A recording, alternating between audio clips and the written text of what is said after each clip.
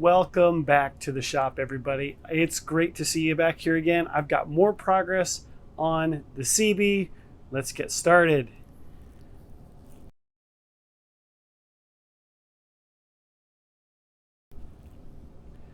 So as you can see, the shape of the Seabee has progressed. The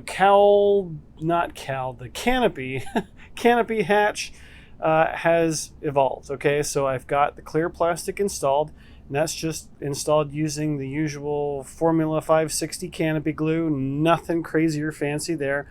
Same techniques you always use for these kinds of things. And I did manage to get the struts painted. I like the white. We're going to stick with the white for now, and if I want to paint it a different color, I can. Depends on what the bottom of the hull is going to be. So as you can see, the fuselage has changed color, right? So I have glassed everything, and I have primed it, and I have also installed the horizontal stabilizer, right? So the horizontal stabilizer goes inside the gap that was here before, and what you do to get that is you cut the tab for the vertical stab here, slide the horizontal stab in, and then reglue this onto here. So what I used, because there was a whole bunch of gaps and I didn't want to use a whole bunch of heavy epoxy, I went to my old standby Gorilla Glue. I know some people kind of frown on Gorilla Glue, but in my experience, Gorilla Glue expands everywhere. So if you use that to your advantage, you can make use of that work. And in my case, I make little holes for the glue to expand into, and that way you have grip. So that's what I did. Now, in doing this, I want to go over something pretty critical, so bear with me. This might get a little bit technical, but I've got good reason for it. All right, so I'm going to show you what I do to verify my incidence.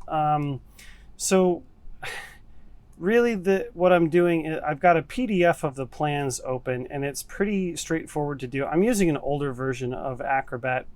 It's just what I have, but I make sure I use the measuring tool. And with the measuring tool, I will zoom into a reference point.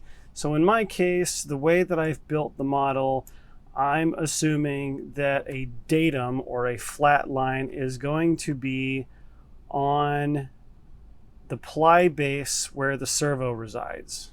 I'm assuming that's going to be level, because that's a good reference point for me to put a level on the model and make sure that everything is situated and nice and level. So I am going to draw a line. We're going to draw a line for this from here to here. Just be as close as you can. So it shows the distance down here. It's a bit hard for you to see, but it shows the distance. But what we're concerned about is the angle. The angle, so the base angle of this line is 0.47 degrees. 0.47 degrees. So I'm going to skip out of that. We know that 0.47, so let's open up our notepad. So 0.47, that's our base angle. Next, we're going to go up to our elevator. So once we zoom in on the elevator, we're going to do the same thing. We're going to take a measurement. So we've got a datum line here for the elevator H stab. So back to our measuring tool. And we do the exact same thing there to there. So now I have a distance again, but I also have the angle. The angle in this case is 0.1. So escape and 0.1. All right, so we have our two different angles here. So we have roughly 0.5 and 0.1. So that's a difference of about 0.4, right? So the angle of incidence of the horizontal stabilizer is roughly about half a degree. So you can get into specifics and really minute details about incidence angles. And because this isn't really a true scale model, it's a sport model, we're rounding here. So really what I do next is I take these to the model, and what I'm going to do is set the model and make sure that that base is level, so that initial 0.47 is going to be right. It's going to be at 0. So again, this level part of the model, you know what, I'll take you off the tripod and I'll just show you. So we have the model, and you know, when I did this, I had the landing gear off. I just have the landing gear on to show you guys the progress, but I had the landing gear off and I nestled it in my little foam cradle, and I took this level and I put it down like that. That's how it was positioned. It was just laying flat on the board. It doesn't need to be up here. It doesn't need to be back here. It's just assuming that this whole plate is level, because that's how I built all the formers. It's all in reference to that sheet. That is the piece that formed the squareness of the fuselage. All right. When we have the fuselage level, then we use an incidence meter to check the incidence. Makes sense, right? I know. Okay, so the thing is, the incidence meter is nothing more than a level, okay? The cool thing about the incidence meter is that it's designed for measuring incidence, right? So the way that it works is very simple, all right? It's essentially a clamp. You have these grooves, and it simply goes on to the horizontal stabilizer like that. So there are these swivels to get it to conform to any sweep, and you can do a leading edge as well as a trailing edge that is flat. Okay, so that's what's nice about it. And then in this particular model, this Hanger 9 version, this just slips into place. You turn it on and it instantly knows what's level, and it gives it to you. And anytime you change, it changes to it. It goes negative and positive, all right? And that's just done by lifting the tail. All right, so the idea is that you have the tail lifted to get positive where the bubble is in the middle. That's how you know it's level. And then you change the angle of the horizontal stabilizer to get the incidence that you want. So, why is it important to get your incidence right? Well, that's why. Ready? Yeah, go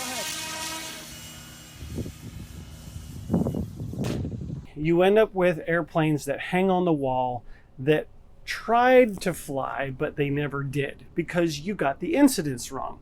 Now, the cool thing is that in these old plans, they can trick you, right? Because the builders, or I guess the designers and the article people, like, they assume that you're going to check these angles.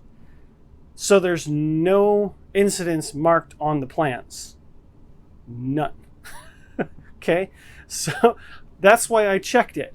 So that little half a degree of incidence, it matters.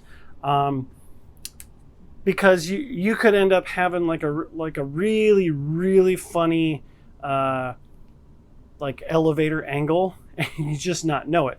So if you go back a little bit, I'll put in a link to my Helldiver. When I first flew it, it was just all over the place because I didn't check the incidence when I built the model, and shame on me.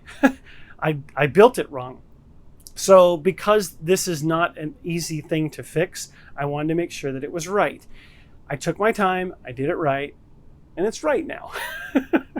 Okay, so with that said, the other things that I have done, I've replaced the bearings on this motor. The motor was a little bit noisy. It still is. I think the bearings were probably fine. It's just the particular design of this model with the firewall the way that it is and positioned and structured into the fuselage. The fuselage is just like a speaker box. It amplifies any noise coming off of here. So it's noisy.